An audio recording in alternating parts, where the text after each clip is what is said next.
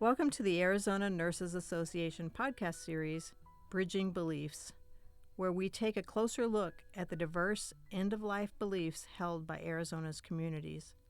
I'm Sandy DeJesus, chaplain at Honored Health, and I'll be your host as we explore how cultural values and spiritual perspectives shape the way patients and families experience end-of-life care. Whether you're here for your own personal educational growth or to earn nursing contact hours, thanks for joining us as we learn how to support patients with compassion and respect during this phase of life. To earn nursing contact hours, learners must listen to one or more of the podcasts in this series and submit an evaluation form. The Arizona Nurses Association is accredited as a provider of nursing continuing professional development by the American Nurses Credentialing Center's Commission on Accreditation. Stick around after the episode for details on how you can earn continuing education credit for listening to this episode and access our companion PDF summaries and quick guides for further learning and discussion.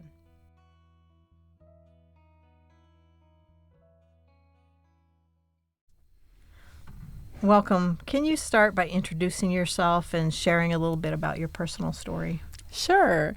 My name is Sun Jones. I've been a family nurse practitioner for about 25 years, serving my Korean population here in the East Valley. As a family nurse practitioner, I've seen death and dying, end-of-life issues, and then also, having that difficult conversations with my patients. And as a nurse, I had that experience, but as a family nurse practitioner, then I do really get involved with the family members. And then recently, my mom passed away, and we had to deal with her death, and we thought we were prepared, but however, we weren't. So, yeah, those are my personal experiences as well as background. Thank you. How do you and your family fit with the bigger picture of the cultural customs and backgrounds that you identify with? So we immigrated to this country, I want to say about 47 years ago. My mom came here back in 1976, sorry. So she's been here quite a while. But however, we kept up with our cultural everyday the life experiences, even though we try to, immerse into this country, but it's something that you can't get rid of. Especially for me, I came here when I was 16, so a lot of people think, oh, probably you lost or forgot, what it's like. But no, because when you're surrounded by family members, you just still continue those traditions. And that's what I see with a lot of my patients who's been in this country for a long time. They still embrace our culture and they still practice certain things. What kinds of things? Celebrating the customs, and then now we're talking about end-of-life issues. So the burial customs and some of the things that we do prior to, patients pass away or after passing away. So it sounds funny that you've been in this country for so long. You think that they would give those up, but they don't, So that's what I see a lot in my culture and my patients and family members and all the people I know. What other belief systems would be present in your community or your culture? So with my Korean community, a lot of people think that being a Korean coming from, Asia, that everybody believes in, Buddhism. But however, that's not really true. We do have a lot of Christians and we have Catholics. And even my family, we're Catholics from 3 generations, so we practice Catholic religion. But when you look at the Catholic religion in compared to the United States Catholic religion, we do embrace some of the Korean traditional cultural things that comes from Confucius beliefs, and we do things a little bit different than what Roman Catholics do here in the United States. So it's kind of a mixture of 2 different cultures, and so you just really need to find out from the person that you're taking care of what is their background, and not only the cultural background and what is their beliefs, religious background they're from, because it can be very different. Okay. So in a setting where traditional end-of-life customs can be fully carried out, what does that process typically look like for those with different belief systems? So I guess in general sense of the end of life customs, the Korean people don't like to talk about death and dying. So for example, if you have a patient, you just gave them a diagnosis of cancer, you don't really talk to the patient. You talk to the family representative. It could be a wife or sometimes the son, eldest son. The tradition of the eldest son carrying on the family responsibility and all of that is very important. So you may see the wives, saying, okay, I'm going to go ahead and defer to whoever. On the other hand, if it is the wife or female who is being diagnosed with cancer or impending death, it usually it's the husband who makes all the decisions, So you don't directly talk to the patients about end of life. We don't like to talk about hospice care. We don't like to talk about death itself until it's like impending. I think that's one thing that nurses, everybody has to be aware. They really don't like to talk about that. So one belief is that they think by talking about it, they're making the death come faster, right. Which is not really true. But yeah, that's that's one of the happen. causing it to happen. So yeah, it sounds funny, but that's what they believe. So you have to respect that. Sure. If you are dealing with a family member, well, if there's no family members and the person, you know what? You just have to do it. You just have to talk to the patient. And if they say, I have no one, I'm only it, then you just have to say, these are the issues. This is what's going on. And yeah, I've done that with patients as well, too. But if there's no family members, there's no family members. You just have to talk to the patient. Are there specific rituals or ceremonies that are particularly important for the patient during this time or their family?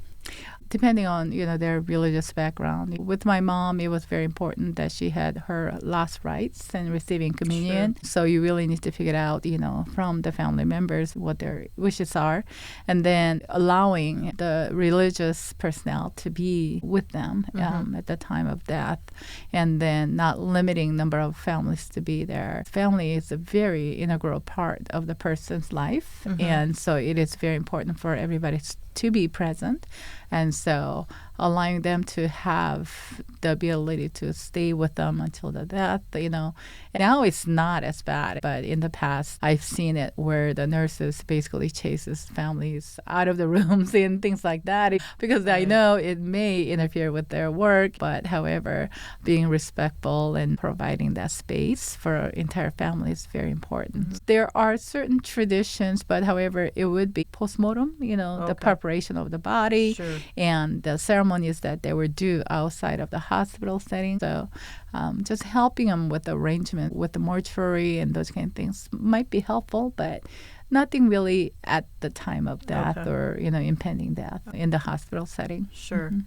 So as far as the family, what part do children play in the end-of-life traditions in your community?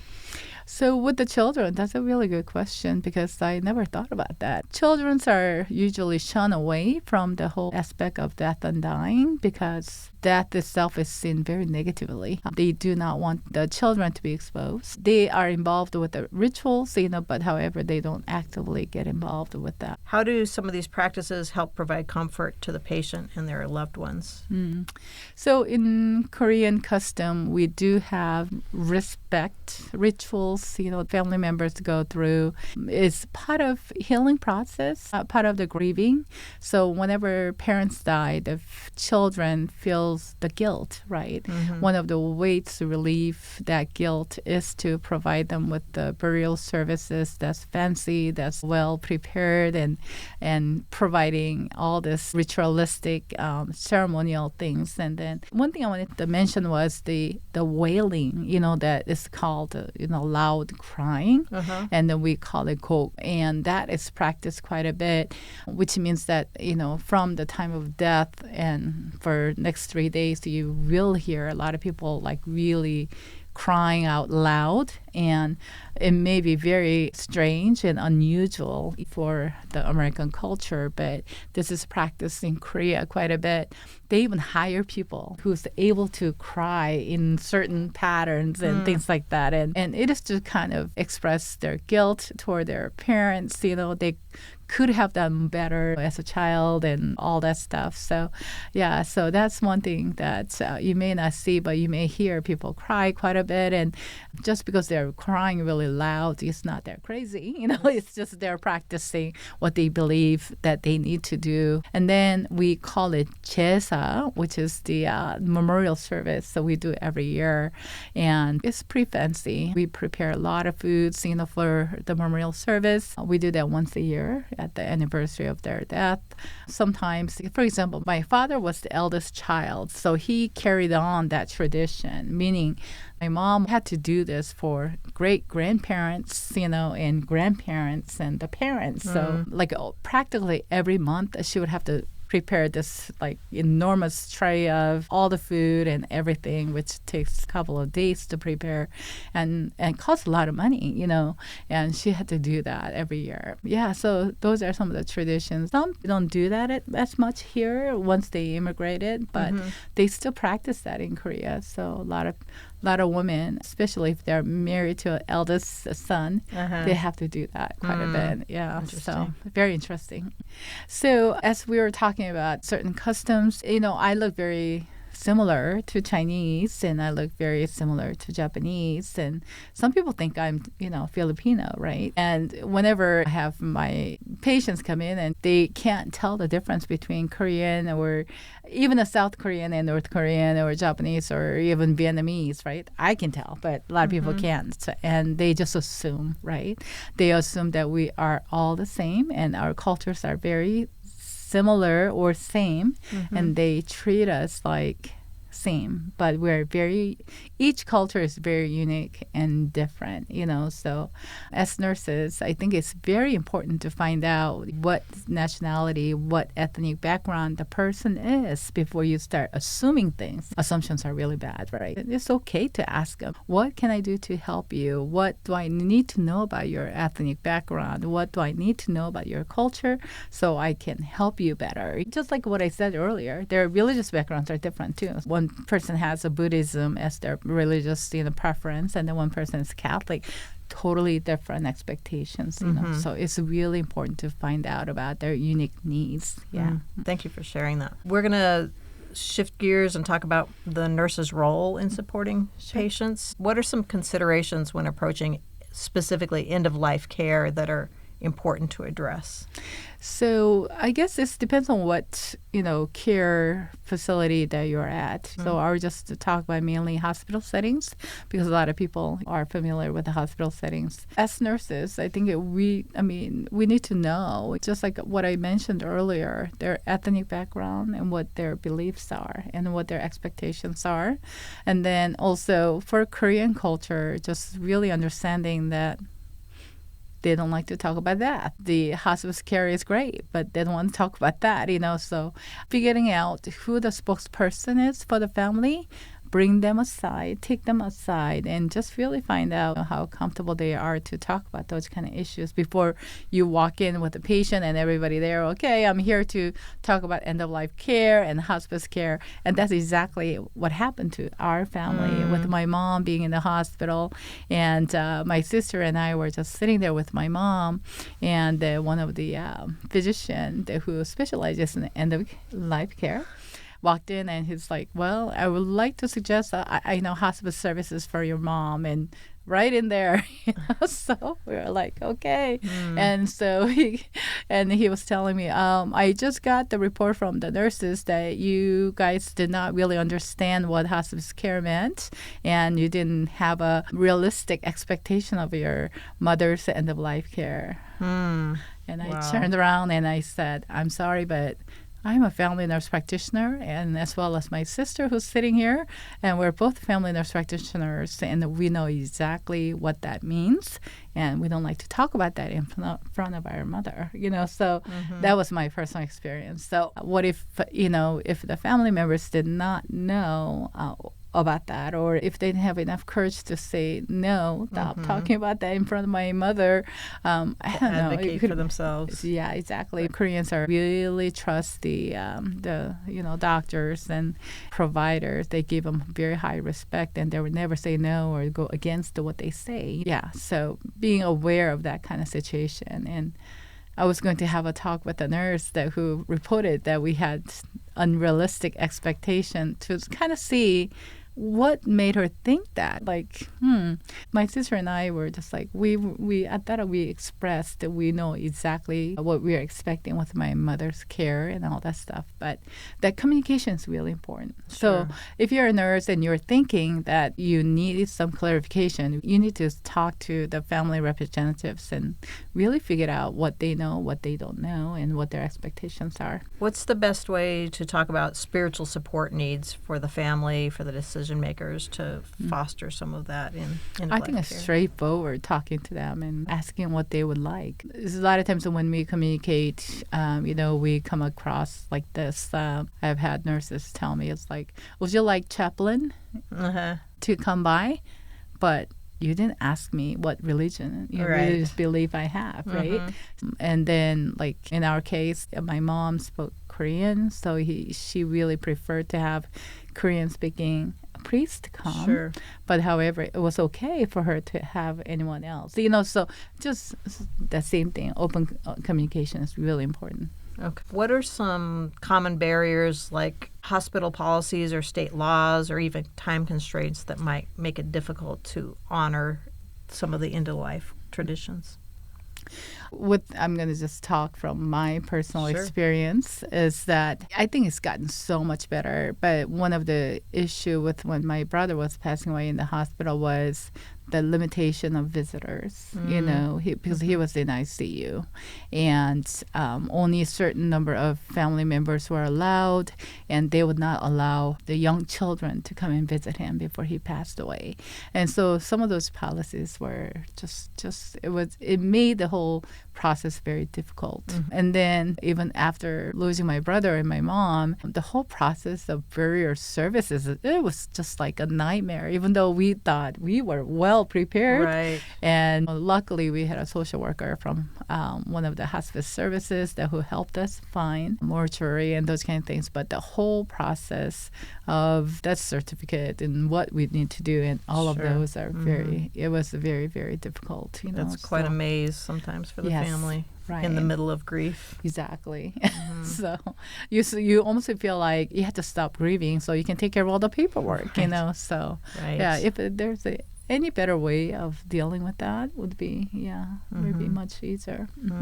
Our Korean culture, the focus is more on family members making the decision for the patient. It is very important for us, especially here, right? In Korea, no problem, but HIPAA plays a big role. With my personal experience with my patients, that I had to give diagnosis of cancer and those kind of things, and they'll be like, don't be telling my father, you got to tell me first. They'll call me and say, when you get the results, don't tell him, you got to tell me first, kind of thing. Then I have to make sure, have your dad sign the HIPAA and allow you to receive the information. So it is very important to get that in documentation before we start sharing the information with the wife or other family members. What should a nurse do if the desires of the family aren't aligned with the desires of the patient?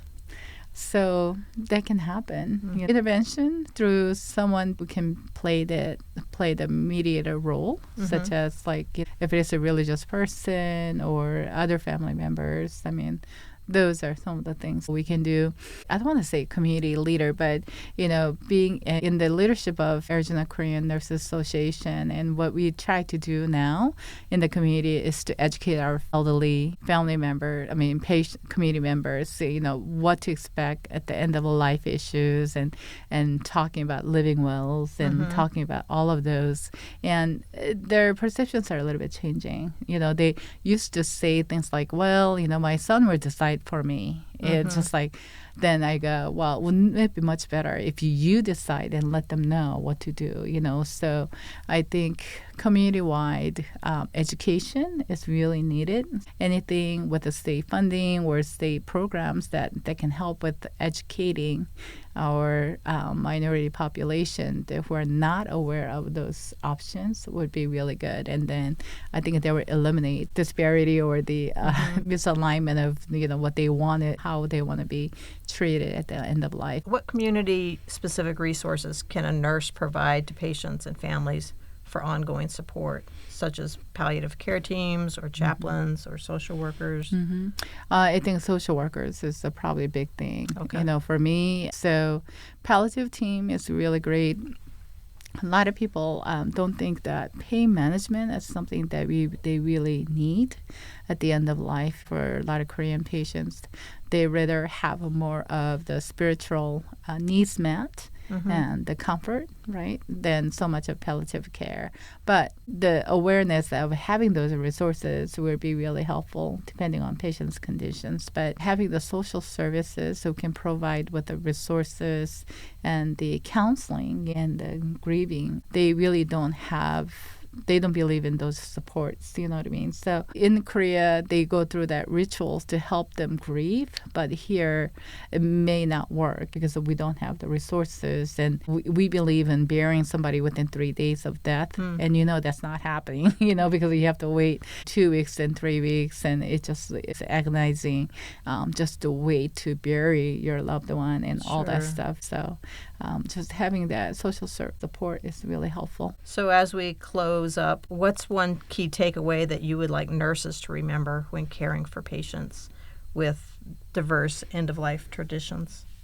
In Korean population in particular, I would say, number one, they don't like to talk about death. And then number two, please, talk with a representative. Could be the eldest son or wife or the children instead of the patient directly. And then number three, really know about the patient first, because the patient who's just came from Korea might be different from the person who lived in this country for years. So their belief and their things may be really different. Figuring out where they stand with their beliefs and tradition, number one, I guess that's number one, is very important. Yeah. That's very good information to have. And we're going to provide a guide to help summarize what we've discussed. But if someone is interested in some more in-depth understanding or learning, where can nurses find more resources to educate themselves? So there is a Korean government website where they provide that information. But however, if they wanted to contact Arizona Korean Nurses Association, we have azkanf.org website. There's contact information. They can always contact us for any further information. But there are just so many resources out there, on the internet. But they can always contact our organization. That's awesome. Thank you so much for sharing your insights and your time. How can people connect with you or get a hold of you? info.kanf@gmail.com. So that's our organization email that you can always send an email. And then we do provide community health screening and seminars and education. So if there are any volunteers who would like to help, and especially if you are in the palliative care and the life, want to be one of our speakers, let us know. We would love to have you come and teach us how to take care of our patients, our, community members, mom, dad, our family members. Thank you so much. It has been great to meet you and to talk with you. Yeah, thank you for the invitation. Thank you for joining us to learn more about how to support your patients and their families during end-of-life care. A special thanks to the American Nurses Association for funding this important initiative, and to Grand Canyon University for generously providing access to the recording studio. This episode is part of a larger series exploring end-of-life beliefs across Arizona's diverse communities. We hope you'll tune in to our other episodes, available wherever you get your podcasts or through the Arizona Nurses Association website. To earn CE credit for this episode and to download companion materials, including a PDF summary of today's discussion and quick reference guides, visit us online at aznurse.org/podcast. Until next time, thank you for being part of this ongoing conversation.